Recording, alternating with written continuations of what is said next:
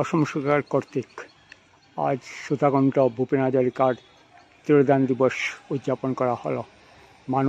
মানুষের জন্য সমবেত হয়ে সবাই পরিবেশন করলেন এই গানটি। তো এর মধ্যে আপনি কী উপলব্ধি করতে পেরেছেন আমাদের কাছে ব্যক্ত করবেন? আজকের দিনে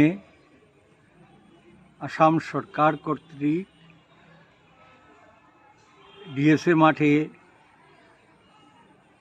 সুধাকণ্ঠ ডক্টর ভূপেন হাজারিকার 14তম মৃত্যুবার্ষিকী উদযাপিত হয়। এই দিনটিতে উপস্থিত থাকার জন্য আমাকে নিমন্ত্রণ করা হয়েছিল। আমি নিজে উপস্থিত হয়েছি। যে ডক্টর ভূপেন হাজারিকার মতো এই মহান ব্যক্তিত্বের কথা আজকে স্মরণ করা হয়েছে নতুনভাবে। উৎসাহ উদ্দীপনার মধ্য দিয়ে দিনটি পালিত হয়েছে। ছাত্রছাত্রীরা সানন্দে এখানে অংশগ্রহণ করেছে সমগ্র শ্রীভূমি জেলার অগণিত মানুষ।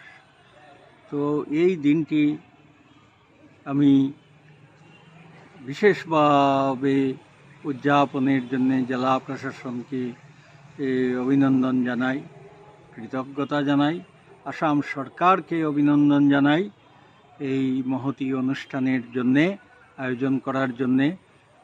ডক্টর ভূপেন হাজারিকা জীবদ্দশায় 3 বার রাষ্ট্রীয় পদক পেয়েছিলেন। সর্বপ্রথম পদকটি হচ্ছে পদ্মশ্রী, আর সেখান থেকে শুরু হয়েছে, শেষ হয়েছে মৃত্যুর পরে তিনি আরও 2টি পদক পেয়েছেন। এর মধ্যে অন্যতম হচ্ছে ভারতরত্ন।